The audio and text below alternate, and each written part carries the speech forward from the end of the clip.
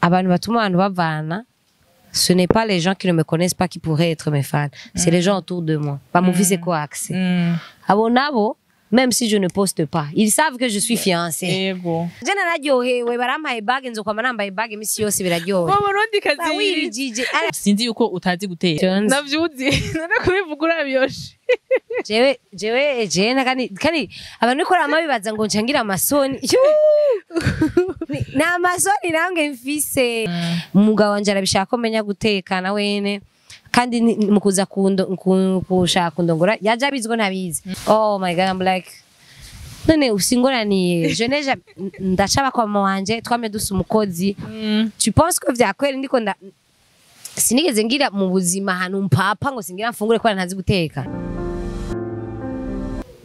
Coucou guys, j'espère que vous allez bien. Nizere ko mwiriwe neza, nizere ko meriwe neza aho muherereye hose. So tutaratangura kwanza reka mbanze mpe kaze ababone bashasha dufise kuri Agatek TV hamwe n'abahasanganywe. Reka ndababwiye merci beaucoup. Mwandanye mudukurikirana, mwandanye musharinga, mwandanye mugira ama commentaire, ama j'aime, ama share, mwandanye nyine mutuba hafi. So nkuko mubizi ni ikiganiro Spill the Tea. Twakigarukanye twe tumaze kugikora rimwe n'umu invité yari Bernice. So uyu munsi mu invité wacu ni Mokenzi. Spill the Tea ni iki? Spill the Tea nababwiye ni ikiganiro aho muza kumenya utuntu twinshi dutandukanye kuri Mona, utuntu atahora avuga mu yandi ma genre je ndaza kumubaza udukeste atahora avuga badahora mubaza mu yandi ma interview. Comme ça muraza kumenya ko utuntu twinshi aza kubaho urusaku rwinshi. Ivyo nsiyo nibuza kwishura neza. Nimba nza kukwemera kuvyishura. Yego nubundi. So Mokenzi c'est qui? Mokenzi ni artiste, ni influenceuse, ni youtubeuse, ni songwriter. C'est l'une des femmes ari au top mu artiste ino ngaha mu Burundi, ariko arabikora neza. Reka mbanze ndamuha ikaze abaramutse amace tubandanya. Kanane ya mashurugwe nyatari. Merci beaucoup ko mwanumiye. Ego. So ikiganiro rero nkuko mubizi tugitangura ni ikiganiro gifise kiri composé na 3 parties. Ndatangura ndamubaza ibibazo ku kazi akora, hamace ndamubaza ibibazo kuri côté personnel yiwe, et puis tuce tuja mu rukundo ivyo abayemwo hama tuce duheza. Mugumane bayemo. Jean mu rukundo ivyo urimwo mu rukundo muri ibi. Ivyo ndimwo mu rukundo ko biri privé. Kutanguye ku non t'inquiète, nous questions dusanzwe, rien d'intrusive. OK, so mom nkuko tubizi uri artiste sivyo, uri artiste nga mu Burundi ariko arabikora neza, turiko turabona cyane mu ma remix, mu muziki mishasha. Question yanje ya mbere ni comme muri bio yawe ya Instagram handitse ko yuko uri songwriter.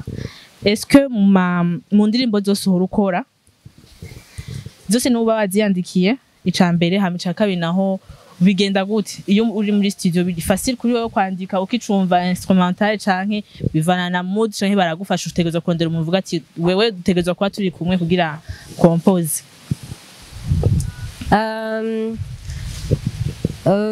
Tu sais que n'aba compositeur bari ivyo bakompoza arige baririmba n'ivyo batakompojeje nécessairement biravana. Mais oui, je dirais que toutes les chansons qui sont uniquement à moi nazanditse izizo c'est Nshaka, Tell Me, Gimme, Suko, Only One, what else? Yeah, c'est un peu ça. Mu collabo aussi hari igihe usanga niyandikiye, hari igihe banyandikira dans quel sens nkandapfuha sije nayanditse. Nibaza ko ndapfuha natanze idée, il y a le genre de musique Chaka, le genre d'instrumental. C'est Kidumu qui a proposé d'écrire, il a écrit, j'ai dit bah moi un grand écrivain comme toi, je peux pas dire non, donc andikani bon.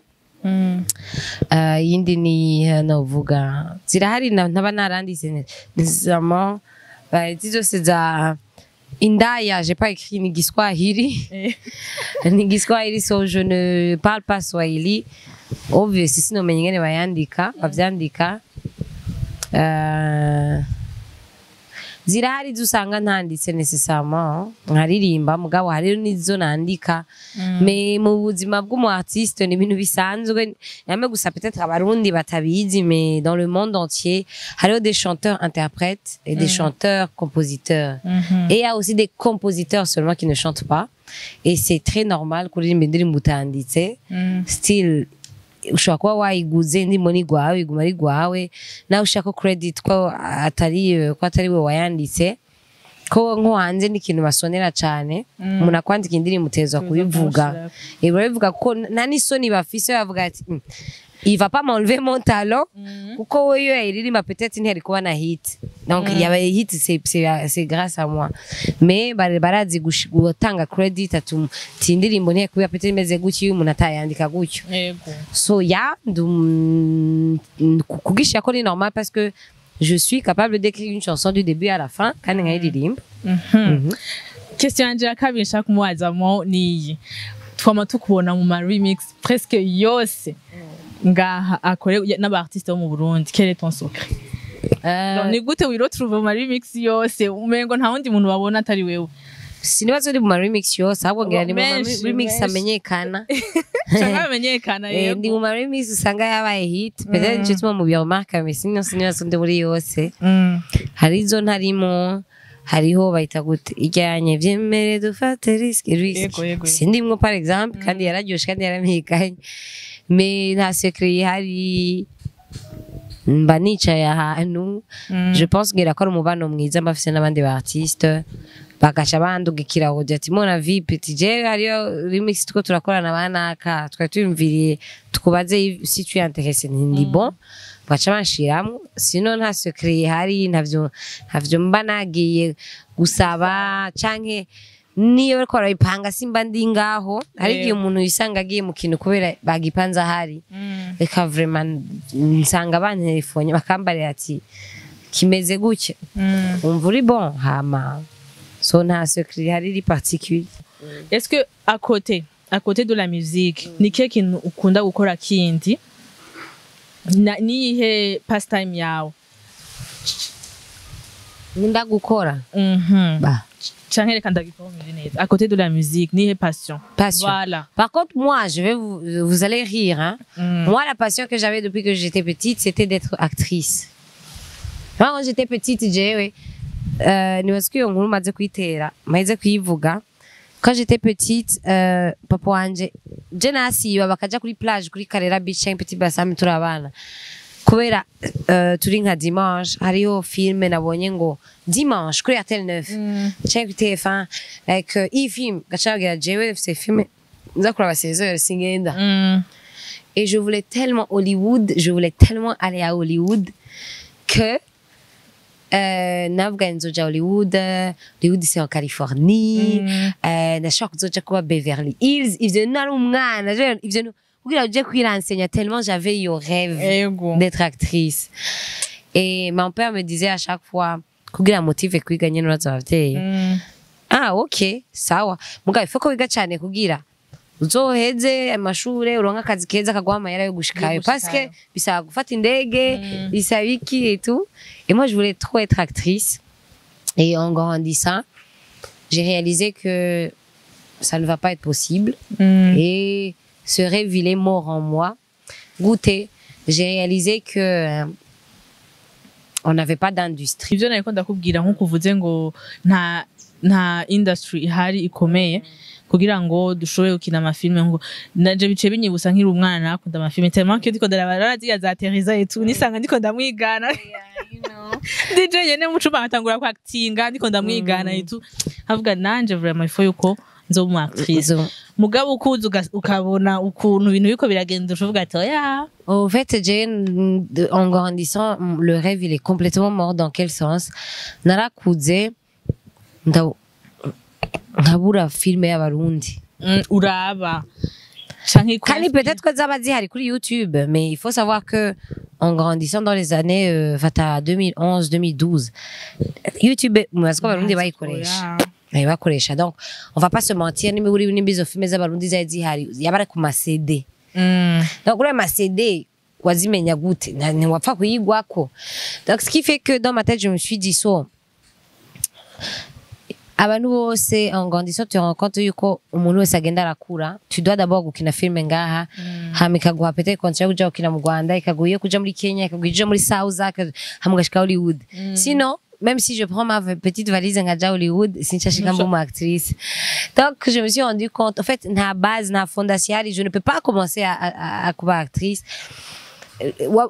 filme zonye naenzi chamba sei mu Burundi yari ninde na umuco none ninde sinagira nje gukina ruguru non plus parce que non uretse gituma ntari no gushaka no kuja kina ruguru je ne suis pas l'acteur bifuza sindi muri ya catégorie y'abakina ninde nivyo ukunda umuco ntikibaho tukene none umuntu ahera yogira bigire donc j'ai compris que c'était un truc impossible et c'est mort en moi natangura ndiga comme tous les enfants ndiga pour étudier nzokora nanje akazi ko mu biro comme tout le monde hama ibi vy'umuziki ndavyisangamo je fais Miss Burundi ya ma chaîne YouTube ibiki en tout cas ce qui est sûr igituma ndanabandanya carrière yanje que la passion soit là ou pas c'est parce que peut-être viendra pousser un peu de la carrière d'actrice que je voulais j'aime les caméras donc au moins je suis derrière une caméra and I'm acting no mundirimbo you act you know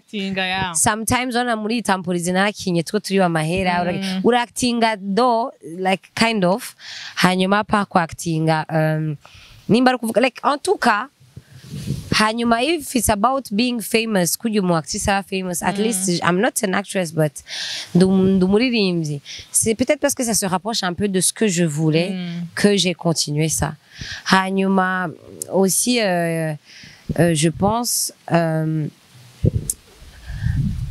en faisant ibintu nagize byose vya ma chaîne YouTube vya ma TikTok vy'ibiki yagara shoye qu'on repéra j'ai joué au moins dans une série et au moins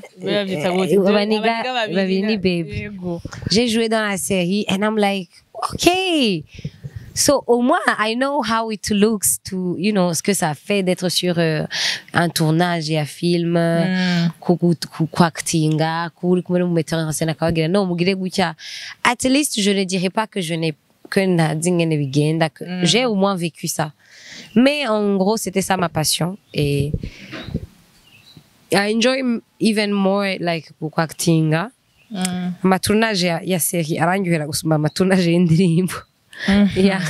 Ok, dernière question rero tuja muri côté amour.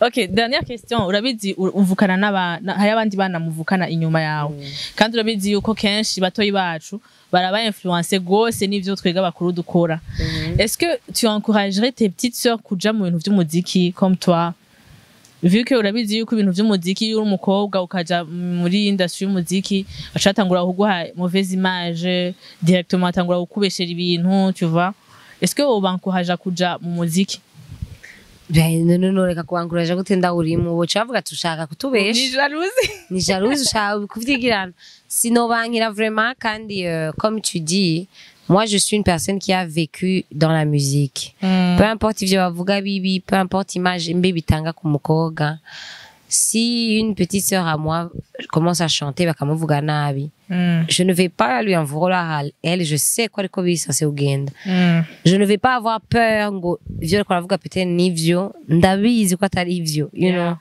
like je le vis canke je l'ai vécu so mbonye ivyo bintu like no bifata yuko umengo le problème ni bariya kandi ils ont toujours été le problème mais c'est pas ma petite sœur donc ico nico mbuza amahoro et aussi je me dis ikintu nomuhanura gusa namubwira ni nubijemo wumva udafise umutima ukomeye si tu te sens capable de nimba wumva ata depression bizogutera parce que niho kwitera mu bintu non plus bigira bikonone santé mentale yawe bidakenewe nimba wumva ubishobora si tu aimes ça au point yuko kuja kubigira go for it neza kazi mutundi ntuhembwa ntugira ikintu urangwa n'ama opportunité menshi gusumba ya muntu afise contrat y'imyaka 15 mu biro somewhere you know so Ok, merci beaucoup Mona kona twishuye ibibazo bijanye n'ivyo usanzwe ukora umuziki n'ibiki vyose.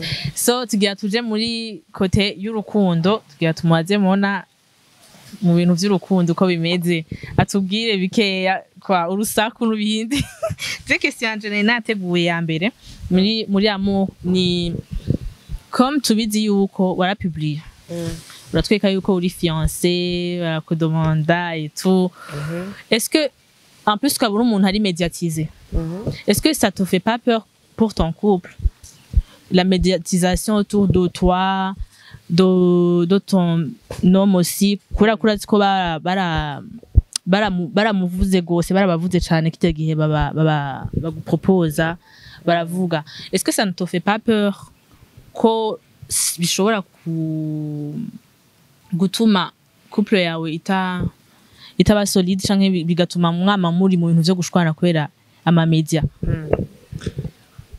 first of all kuntera ubwoba siri baza ko vraiment birimo posa media zo mu Burundi naho zivuga nabi ntugire ngo ziraremereye zirakomeye oya ni turi muri state biya baje nibo bakubuza amahoro ukanaja no kwinyegeza aha mu Burundi ubustari bwo mu Burundi burasanzwe imana yanje ubustari bwo mu Burundi n'ibintu cyane sindatahura n'umuntu avuga ngo cyakurira n'umustari umuntu wo mu Burundi uramwita umustari like ubuzima bwiwe buri presque nk'ubwo abandi bose c'est juste que waja hano bakamureconnaître mais sinon on ne vit pas une vie très différente de la vie de tout le monde. Ça veut dire que être avec une star au Burundi, c'est pas très différent. Nuko uri kumwe n'undi muntu uko gasanzwe cyamura. Gusa aho bigenda peut-être gupfira ni peut-être ngo star butumya buciye buvyimbisha ego yiwe ugasanga ribagiye peut-être ama devoir yiwe n'ama responsabilité we muri couple bigasabira muhinduye personnalité. Mugabo ni umuntu ataba afise force de caractère n'aba afise un fort caractère aba ari umuntu ari influençable mais sinon il y a des gens qui ont un fort caractère nakimecho muhindura nimba ari umuntu asanzwe ari umuntu w'umwana mwiza akomunika nagira binduke gukora ngo areba bangaye bamuzi ngo bamusaba amafoto canke iki mais ko abantu naho tutandukanya l'homme en question quand il est venu kukundana nanje il savait que ndi umustar sabe ndi umustar mukuza kunkunda obviously abanzi abamaze kumva peut-être ibintu byinshi kuri jewe en arrivant à Kiranda Côte peut-être tout n'est pas vrai ou nibiri vyo à 100% bifise ni background bituma bintawuzi gituma elle aurait fait ça et tout le monde a passé de toute façon c'est passé nkuko nawe nabafise passé like ivyo nivyo utuma umuntu gukora agiye kuvuga ikintu wenyine asanzwe azi byo dutandukanye ce serait bête en tout cas ce serait bête like si tu te maries par exemple avec un divorcé le fait que ils aillent sur Facebook dire elle se marie avec un divorcé. Est-ce que tu penses que je ne savais pas? Genre, ça, urofa umuntu kwandika kuri media. Tant que muzinanye mwese mwabwiranye ibintu byose, y a pas moyen ko bakuvundurira ikintu gituma wumva umwana. Hama ibindi navyo byo ku ikintu namambwira abantu bavuga ngo kasha ibintu vyawe ngo abantu ni babi bashobora nabi. Je maze no kuromarka abantu batuma abantu bavana. Ce n'est pas les gens qui ne me connaissent pas qui pourraient être mes fans. C'est les gens autour de moi. Pas mon fils quoi accès. Abonabo, même si je ne poste pas, ils savent que je suis fiancée. Tu vois? Ils savent que je suis fiancée. Like, je n'ai pas ne pas poster kugira ngo bareke kungirira nabi. Bashatse kuja kumbeshira ko ndamuvanga kugira mpebe cyo bashatse kumubeshera je kugira ndamuhebe. Nibarinda ko babibonye kuri Facebook. Sino umufana ikintu cyo nyene akora cyangwa umuntu akuzi ku marezo sociaux ijya media yo yanditse arabisoma me umufana cyangwa uyo muntu ntakufise ko access kuza konona ibintu vyawe arabisoma akagenda kugira peut-être commentaire yiwe kikabikiyago muri Chile ewe bakabaponda bakagira ikimbwa biguma ngaho twe ntavyo tumenya ukononera sujya atagufise ko access mutazinanye les médias nazo zituma iyo information imenywa nabariya sino abandi bose bo hafi babasanzwe babizi ni nkuko ari akantu hari abantu baravuga ngo il faut pas guposta dia maternity photoshoot gutaravyara ngo kubera iki ngo hano ni babi. Moi je dis toujours umuntu ari capable yo kukuroga cyangwa guhishano si umuntu mutazinanye yabibonye kuri Facebook no muri bajya nyene ni muri abantu bari hafi bajya nabo bari hafi ugira photoshoot utagira photoshoot udaposta barabizi ko ufise inda yakwiteye kukugirira arabizi nta information ufite ntabikura kuri Facebook ntabikura kuri Instagram bijya bibona bajya batanagushikira badashobora kugira nabi ujya nimba ari mu bersere wawe pizza kwanka nimba ari mu best friend wawe ashaka kuvyara imbere yiwe nimba ari umugenzi wundi umuntu wese yo guhishana n'umuntu akwegereye mwicarana uyo muntu nawe indara yibona ko yifise n'inda uja guposta kugira ngo abibone ngo aje kugirira nabi pose que ça n'a rien à voir ahubwo upfumuga ati reka guposta kubera ukazi uwo muburu uyo mwana birababaje muga naho ne je m'en fous ndaposta parce que mvuga ni je veux garder un souvenir de cet être que j'avais dans mon ventre c'est ça en gros media nishaka gutuma ngo muvana ikindi kintu peut-être media gutuma muvana ni iyo bimuteye ubwo uyo mugabo akaba adase force de caractère akumva umenga ubwo buzima bwo kwa mariko aravugwa ntabwo azoshobora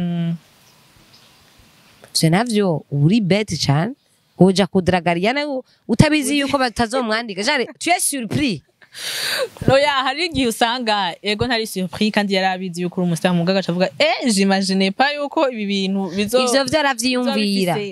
ivyo vyaravyiyumvira mugaca aja kubwira iki papa wanje nimba yansavye ukuboko ngo jewe ngo motif de rupture nuko ngo nabonye bamwandika cyane nawe umuntu yo gufatikira none wari ubizi ko azomwandika so usanga yabandanije anyway en tout cas ce serait très bête de faire ça gukora ngo wabonye bikuremeye ko baza barandika ibintu vy'ibirofa muga ntibirigera bitera amatension hagati yanyu jamais dufite ivy'andi makouple apfa ibintu mupfa nyene vy'iwanyu vy'ivyo wagize apana biri no ku marezo sose ikintu wagize wenyene wamwibiriye ko wagize canke yagize shepa ugasanga vyatewe nagiye kubonana naba bantu se hujije kubonana nabajya abantu uzikora abana babi batagushakira ine dushobora gusanga mupfuye ibintu nk'ivyo cyangwa ugasanga pete watashutevye atari ryo samwe amavuga yuko utaka c'est ni ibintu vy'iwanyu amakouple yose asanzwe apfa mais ça ne peut pas être ngo ukoresha umwanya yanditse ngo something what koresha umwanya yanditse ikintu canke nde ntavyonzi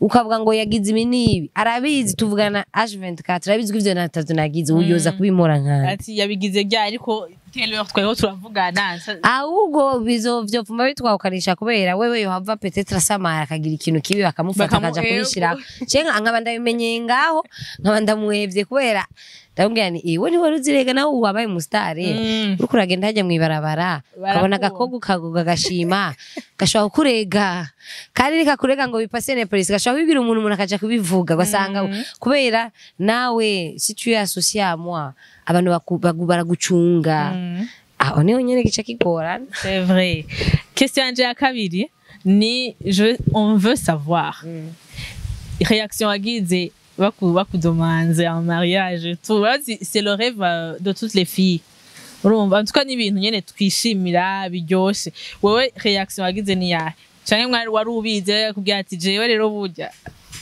moi je savais que j'allais me marier avec lui c'est juste que question de bague ça c'est niyo ma surprise abari muri ivyo peut-être vy'ama bague n'ibiki vy'ama demande mais sinon au Burundi ou en Afrique, on n'est pas comme chez les Blancs.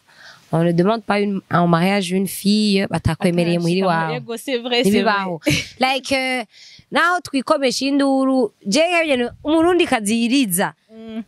Umurundi kaziriza. Je nararyohewe barampaye bag nzokwama nambaye bag imisi yose biraryohe. Umurundi kaziriza. Twangana turi mu wazungu ntavyo waruzi ko muri ko mupanga projet. Yego. Uyo muntu rero uvuga ko agira gusaba ya mariage. Il n'a pas demandé ta main à ton père. Ou bien ton père ne le connaît pas. Kugira on veut quoi ta mouchaka, cha mouchaka. Arrêtez de faire semblant. So, moi, on m'a demandé en mariage le 14 février, mais le 21 janvier, I have an introduction muhira. So, je savais qu'on allait couper le mariage. So, la surprise, il me dit beaucoup plus dans it's official, like I'm wearing a symbol, il y a que je suis fiancée. Mais c'est pas que j'étais surprise qu'il voulait m'épouser, je savais qu'il voulait m'épouser. Il était déjà venu demander à mon père. Ego. Alors. En fait, tu vois qu'on a une bague, ok, donc. Non, like, il a dit, c'est nous ouais, engagement, il a dit, every time, tu l'as excited. Ni uko bakugirira anniversaire surprise, umunsi wa anniversaire yao. c'est pas que tu as oublié le 10 novembre. Tu t'attendais à quelque chose. Mais ça n'empêche que la surprise, elle te fait plaisir. Mais tu savais que c'était ton anniversaire. Donc, je savais qu'il voulait m'épouser. Donc, la surprise n'est pas dans « So you want to marry me? » La surprise était « Oh, j'ai une bague, you know, I'm engaged. » Like, c'est comme si c'était écrit sur ton front que maintenant, uri engagé à quelqu'un. Uri off the market. Uri off the market, you know. So, ni naho bigohere, mon gars aussi, non. Au Burundi, il faut pas se mentir. Parce qu'il y a ma demande. Y'amasembore ari pire mariage na dote yabaye na dote yabaye kuzibona ngo bamusavye mariage predote yabaye cyane ngo engagement yego cyo nabonye abantu bagira engagement no musuka zibona dans un mois arabaye mariage ni no ngombare yuko ko engagement uyigize kusanzwe abazungu muca mutangura gutegura urubanza yego wowe mwaruteguye mu kwezi kumwe oya uvuga mwararuteguye warubizi ubona predote yarabaye na dote yabaye mushaka gusa kugira ibyo by'abazungu yego you know engagement kubisanzwe ni je te demande officiellement si tu veux m'épouser et puis là from there turiko turategura urubanza but anyway yeah c'est ça OK so iyindi question fise ni wowe warigeze kutubwira yuko tu apprends à faire à manger à cuisiner sivyo kandi urabizi yuko la plupart des hommes barakunda gufungura ibintu abagore babo babatekeye ahubwo ati chérie je vraiment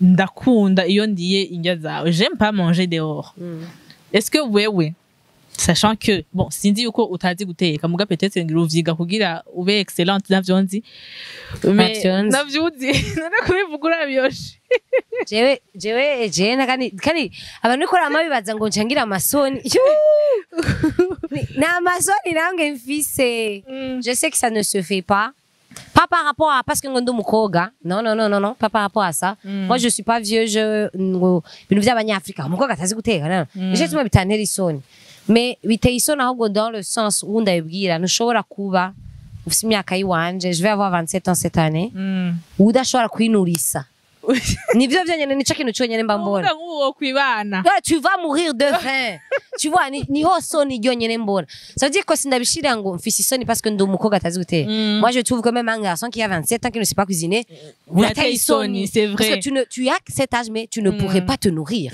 tu pourrais mourir de faim fata ko abaye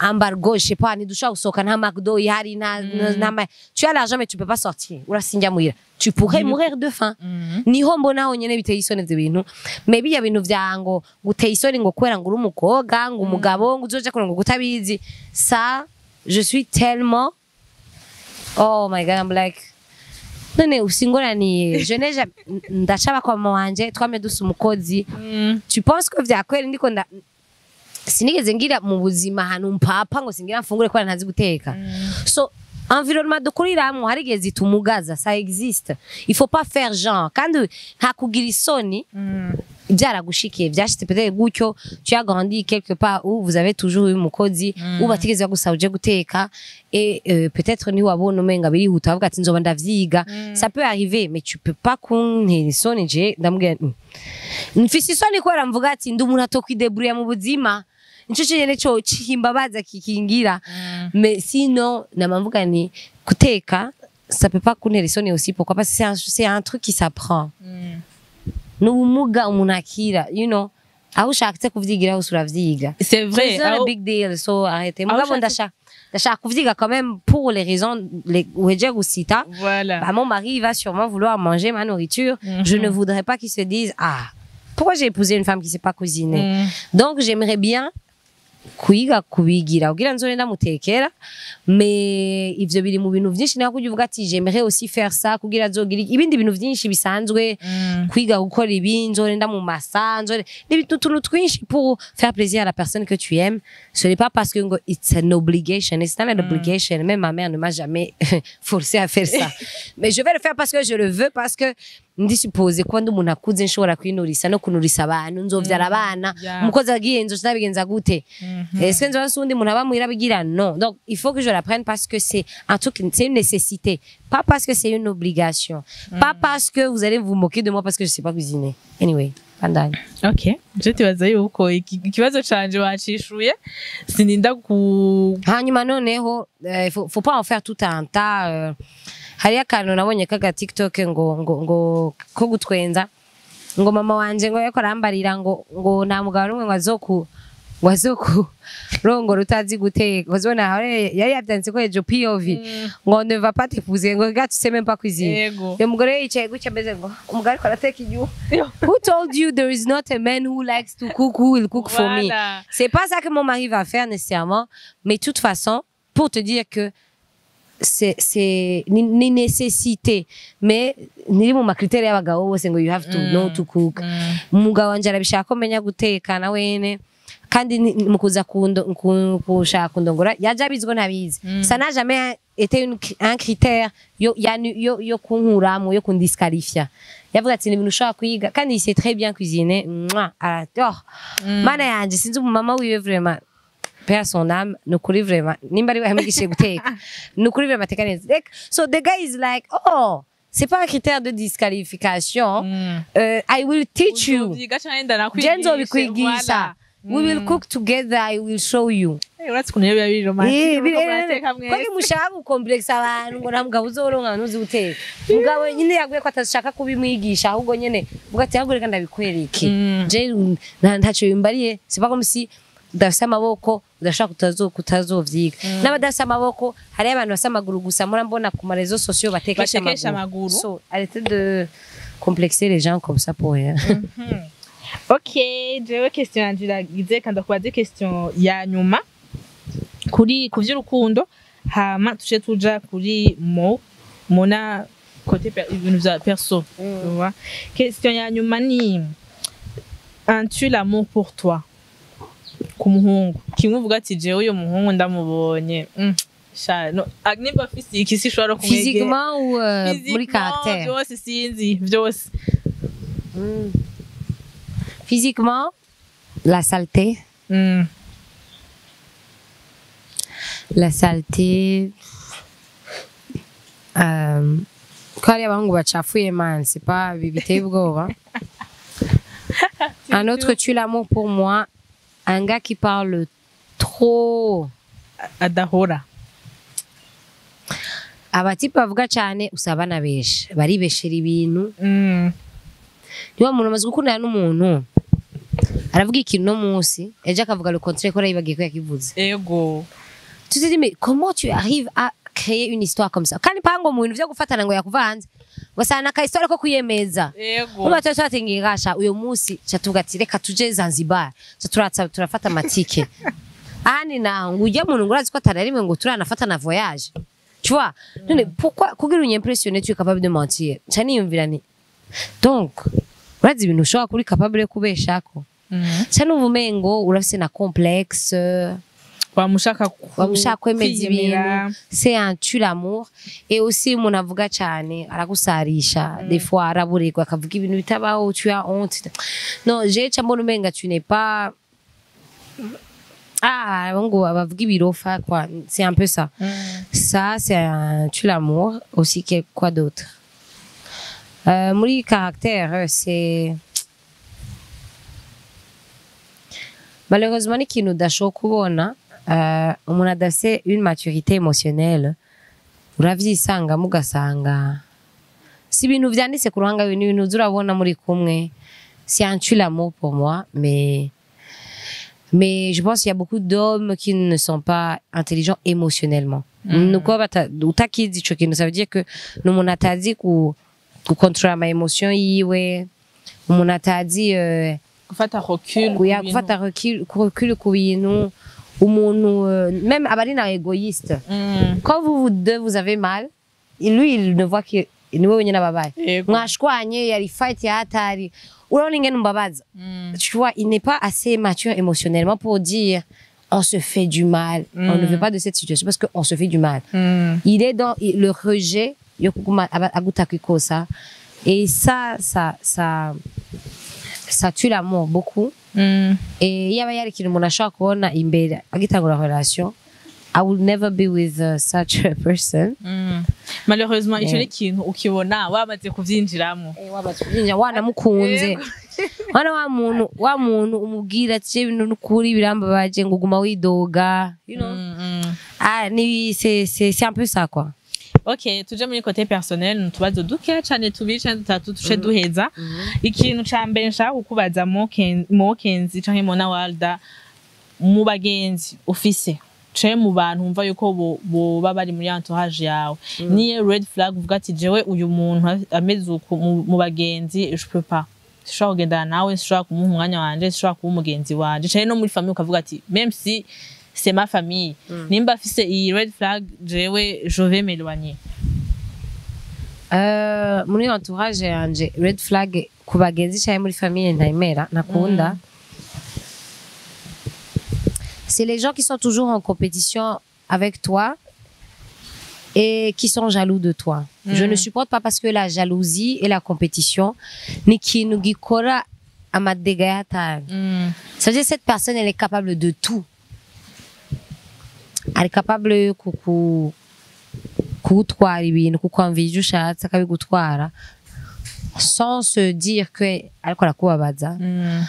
Ni wa muntu ari capable yo kugutwara umugabo pas abagabo ndabizi bavuga ngo umugabo ntibamutwara mais des fois le mari il est juste ari tekerereje ça peut arriver ugasanga bariko aramubuza amahoro vyakwera Yego akabura n'ingene abikubwira ko avuga ati c'est peut-être ta sœur c'est peut-être ta cousine c'est peut-être ta meilleure amie shaka gutera ingorane ugasanga narabiguyemo parce que bavuga ngo le sexe faible ngo c'est la femme bariko bavuga physiquement mais émotionnellement c'est des hommes qui sont faibles c'est voilà ugasanga narabiguyemo ni wa muntu ari capable yo kugenda bakuvuza hano neza acaga ngo mwe ni mumuzi nkaje uwo batangura gukontrata akavuga biri negatif ujya haye ni mumuzi ajya mahere wese mubona ronka yo abari ko barakundana n'umuntu atunze ibintu byose akubwiye ni wa muntu umuvuze ati kamuna ni keza gabasha ngo nguje ni maquillage tu vois c'est abari umuntu ari amer no umuntu atazokwigira aryohererwa kandi ari capable no kugira nabi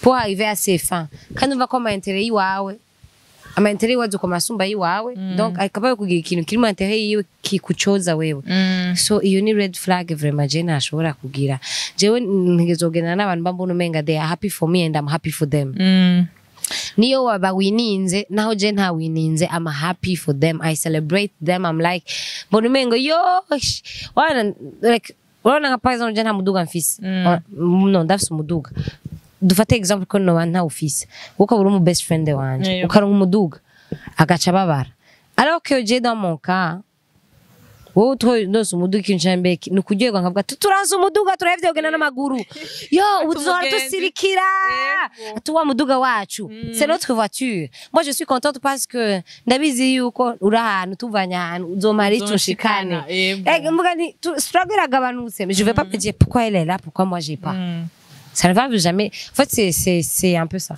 Ok. Hama kuri Mona wewe rero ugawe nakaye kageso kabi uzi kufise abagenzi bawe bose bakuzi ko na famille yawe yose nawe uvuga ati je vraiment ingeso ndayizi ko kandi sinzi ukuntu iheba canke Japon ego guharira ndibaza uraharira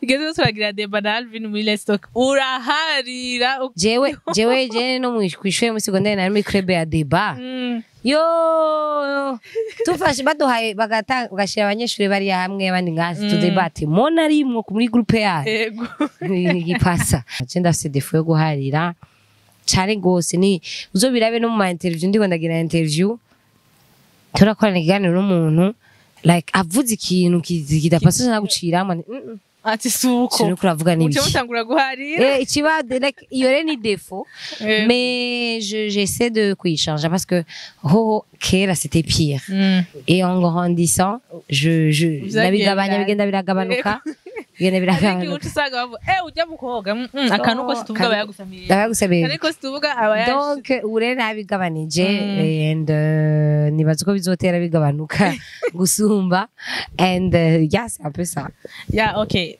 ikadumazi kiyato cyanyuma hama tushe duheza ikiganiro kiyato cyanyuma shaka kubaza kuri Mona the best age imyaka uwo ubona yuko umukobwa ati ageze ko ategerezwa kuba ari marié yaravuye iwabo ningahe je kuri jewe sinobwira ngo hariho imyaka ngo umuntu ategeza kuba yaravuye muhira hari on se marie quand on veut il faut que la société quand dushaka pression ya niho usanga abantu bihuse barongoye abantu badakunda juste pour être marié cyangwa barongoye abantu badakwije n'ama critères yabo ugasanga tu n'es même pas attiré tu veux juste qu'on te marie ugasanga cyangwa financièrement cet homme n'est pas ce que tu recherchais mais ngumya kirakujanye ngwiki donc iyo pression bakwiye kuyidukurako donc nta myaka iri précis umuntu ari supposé parce que mariage ni ikintu kiremereye cyane ni ikintu kigoye ni ikintu umuntu ategerezwa kwijamo yumva gishaka ni ikintu c'ubuzima bwose voilà ni décision atari yo gufata à la légère donc iyo ukigiyemo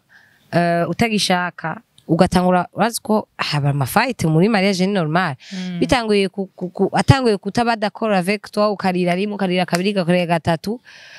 Bon, bien sûr, il n'y a pas à divorcer. Bon, ça va. D'abord, gros, c'est n'importe quoi barira. Twese c'est un amour, turarira niko tumeze. Twese biradufata. Ni gusa umuntu wese abashaka gushira ku ma réseaux sociaux. Oya ni waza gushira ku marero yawe no plus tu veux pas déprimer les gens. Ndazi ko abakobwa bose turakunda kwiriza, turi émotionnel, umuntu atubwiye nabi, amazi imisa gukora ibisanga cugira. So imagine rero iyo bagushize ko press ukagenda kugira iyo mariage n'umuntu udashaka canke utaranumva kubishaka cyangwa ukumva peut-être wowe warushaka kwanza guheza amashuri ugira amadoctorat bikimubwa bakubwire. Donc imagine ugeze muri ivyo bintu arwanagiye utashaka. C'est très facile d'abandonner de 1 divorce uyibona kandi ati kandi de 2 ugaca wiyumvira ati yo nenye ibintu en fait ugira dépression fois 2 nenye nabigiyemo kubeka nta n'ivyo nashaka pour dire il faut pas mettre la pression sur les gens. Les gens se marient quand ils veulent. Les gens ont des enfants s'ils veulent. Allez, on va bashaka kuvyara. Nimwiyakire vraiment. Imana naho iguha abavyeyi uca mu bavyeyi ugira uvuke ubuzima bw'umuntu niyo avuye kwisagenda wenyene ni wari supposé kupanga. Par contre, imyaka je peut-être novuga iri idéal pour moi. C'est pas la question que tu m'as posée ambaje ngo ateze ko yaravuye muhira. Mais je vais répondre à une autre question. Yo ambaza peut-être ati imyaka ubona iri idéal pour se marier. J'ai imyaka nibaza ko iri idéal pour se marier. Namye mbona kuva kera namwe mvuga ati nivyo nzogira 28 ans kuduga. C'était ça mon truc. Bon, je vais faire à 27. Mais c'est un an en avant, c'est pas. Mais moi, j'ai toujours dit, nabona menga à 28 ans, umukoga amashwa yiwe nimba ashaka kuzokora babona menga ahanye quand même iyo wumva ejo ushoza byose warahejeje nimba ari kubaho warabayeho nimba ari kugira iki like you know nimba ari kuryoherwa nimba ari kwiga antuka utize médecine tuko warashize ko na master ushaka na zibiri. Donc moi je me dis nababona yuko ariho c'est un âge idéal pour moi. Donc 28 kuduga. Donc ça veut être aussi 29 30. Mugabo en dessous de 28, je me suis toujours dit kumengo umuntu abayihuse. I don't know why. Non, umuntu abayihuse. Mais kwihuta c'est une chose. Comme je dis, tu fais ce que tu veux. Ça, c'est selon moi. Moi, je suis à combien de tirage idéal 18 ans. Si tu as je me débat. Donc, tu peux avoir été avec ton chéri depuis, c'est 15 ans. Non, c'est 25 ans, man, do you? Si tu sens que ta red flag c'est pas grave. Les gens, ça les arrive, bikanka. Niwite kwikosa. Na mugabo ni uko ari abakundana bakagira mariage après 6 mois kandi bakagira 50 ans de mariage. Ni nta formule vraiment. Ya, mo reka ndagushimire, merci beaucoup kubona waya bitavye invitation yanje. Merci beaucoup kubona waje kandi ku makamera yacu ya Gatech TV. Hama ndabashimire namwe kubona mwaravye ikiganiro kuva tukigitangura gushika gihere. J'espère yuko mwaryohewe mu comment mugira ama commentaire menshi mu sharing mugira ama likes. Hama mugumane natwe pour la prochaine fois tuzobazanira uyundi mu invité ndi sûr ko mukunda. Bisous.